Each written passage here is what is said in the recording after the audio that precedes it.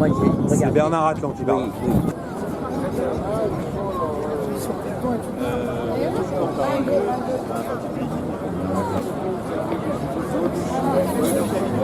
Fonctionne très bien.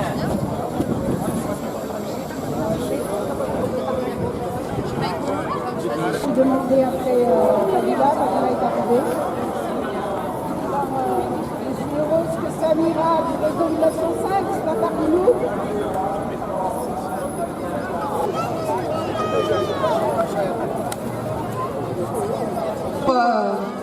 Je ne pense pas qu'ils vont venir aujourd'hui nous embêter, mais il faut pas oublier que ce combat a commencé dans les quartiers. Nous sommes des femmes de quartier, Sevran, Tremblay, Villepinte.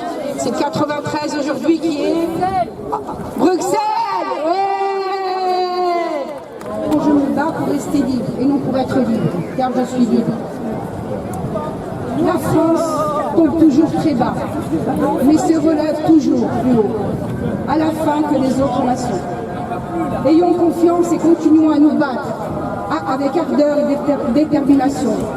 Grâce à vous, excusez-moi, il y a le vent qui réveille les consciences. C'est le combat d'une vie, mais quand il sera gagné, on fera de vous des héros de la patrie. Je veux vous parler aussi du terrorisme intellectuel, de ceux qui pensent que la laïcité n'appartient qu'à une prétendue élite. À qui je réponds? Non, la laïcité n'est pas une propriété privée.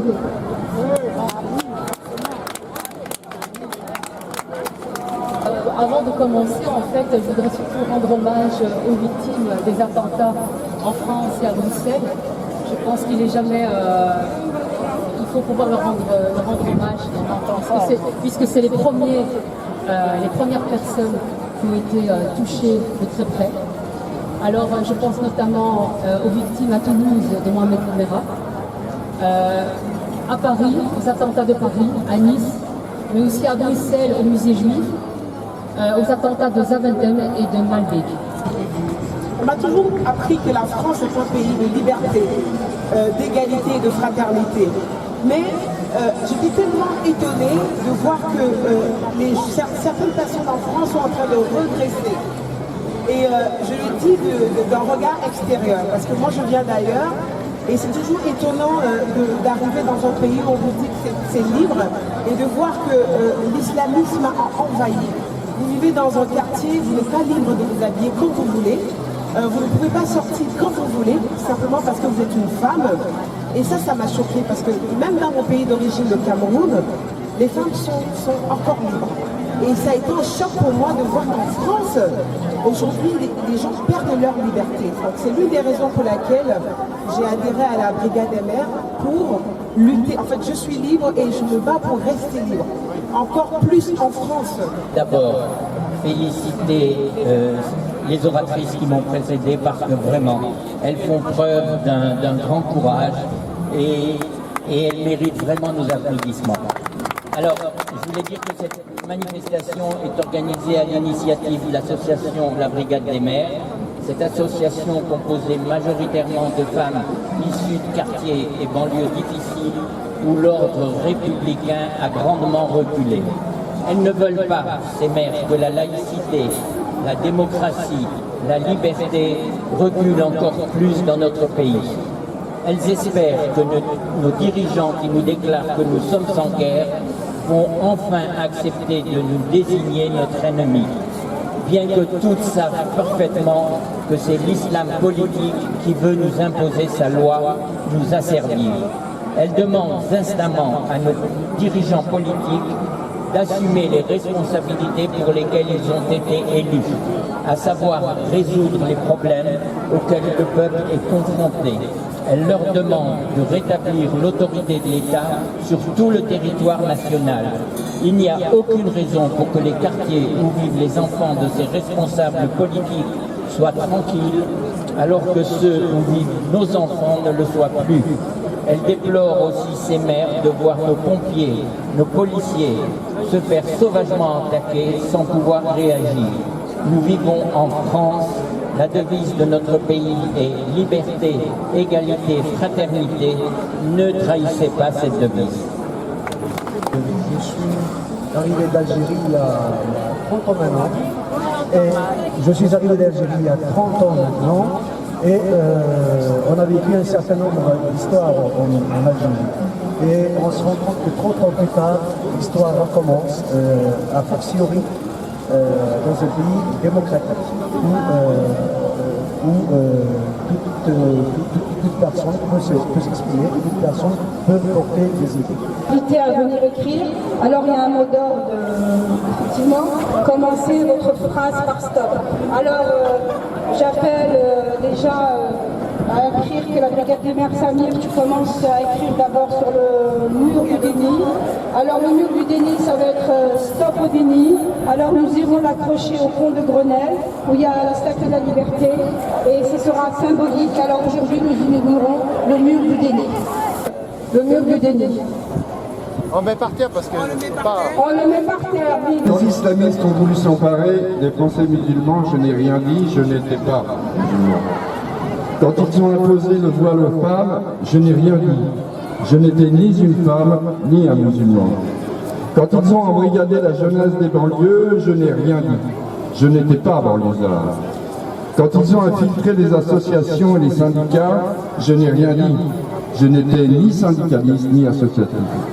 Quand ils ont aboli la liberté de conscience avec les autres au clergé, je pense au palais borgnard, je n'ai rien dit. Je n'étais pas religieux. Quand ils m'ont accusé de délit de blasphème, il ne restait plus personne pour protester et me défendre. Alors, quand ils dirent fait tout cela et cela plus encore, la République laïque était morte et les lumières éteintes à jamais. C'est vidéo, moi je suis la gaffe. On sent la gaffe, c'est moi. Voilà. Je voulais rajouter quelque chose tout à l'heure.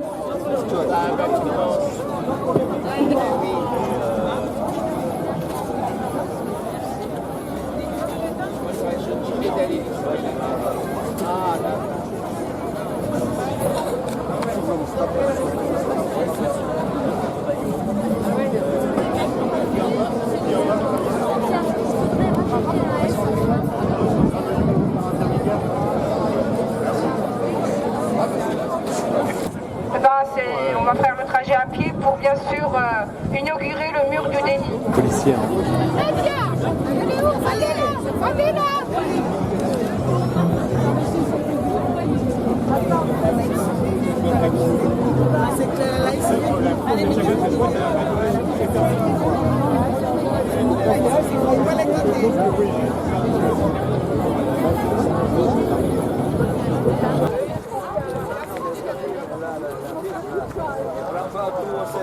La commune de Paris.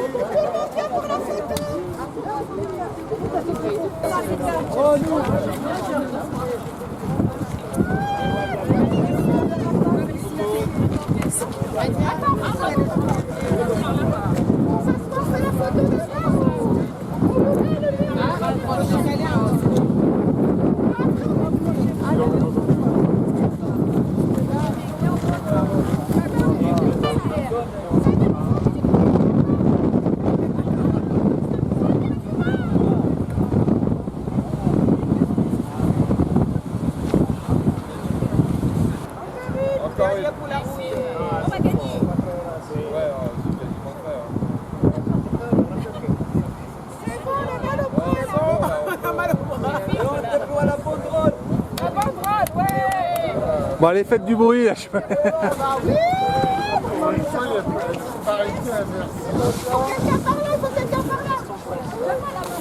Quelqu'un de balèze, de grand. Il n'y a pas un grand là.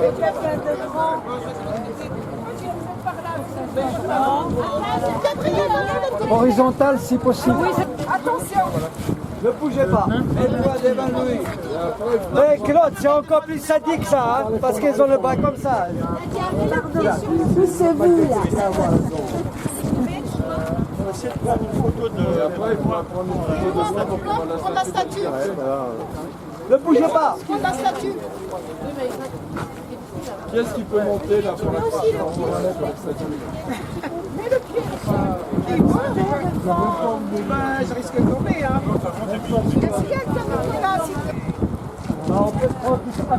Youssef, Youssef, enlève-toi Youssef. Tu sais qu'on va tout, mais... Je te préviens, je filme tout ce que tu fais là. Bah ça, écoute, comme moi, hein.